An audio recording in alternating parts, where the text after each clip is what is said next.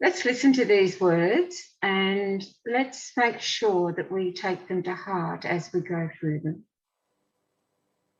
After a long time had passed, and the Lord had given Israel rest from all their enemies around them, Joshua, by then old and well advanced in years, summoned all Israel, their elders, leaders, judges, and officials, and said to them, I am old and well advanced in years.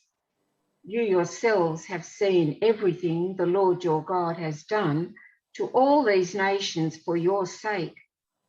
It was the Lord your God who fought for you. Remember how I have allotted as an inheritance for your tribes all the land of the nations that remain, the nations I conquered between the Jordan and the Great Sea in the west. The Lord your God himself will drive them out of your way. He will push them out before you, and you will take possession of their land, as the Lord your God promised you. Be very strong. Be careful to obey all that is written in the book of the law of Moses, without turning aside to the right or to the left. Do not associate with these nations that remain among you. Do not invoke the names of their gods or swear by them. You must not serve them or bow down to them.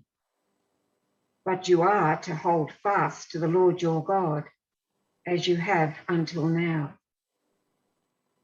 The Lord has driven out before you great and powerful nations. To this day, no one has been able to withstand you. One of you routs 1,000, because the Lord your God fights for you, just as he promised. So be very careful to love the Lord your God.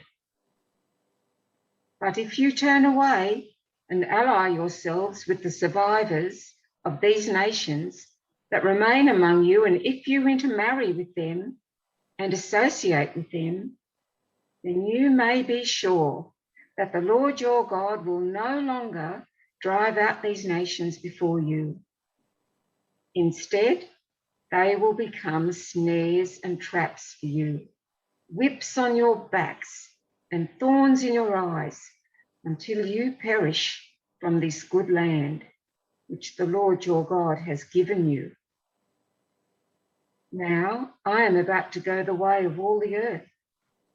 You know with all your heart and soul that not one of all the good promises the Lord your God gave you has failed.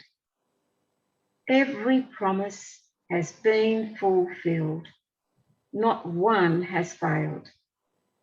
But just as every good promise of the Lord your God has come true, so the Lord will bring on you all the evil he has threatened, until he has destroyed you from this good land he has given you, if you violate the covenant of the Lord your God, which he commanded you, and go and serve other gods and bow down to them.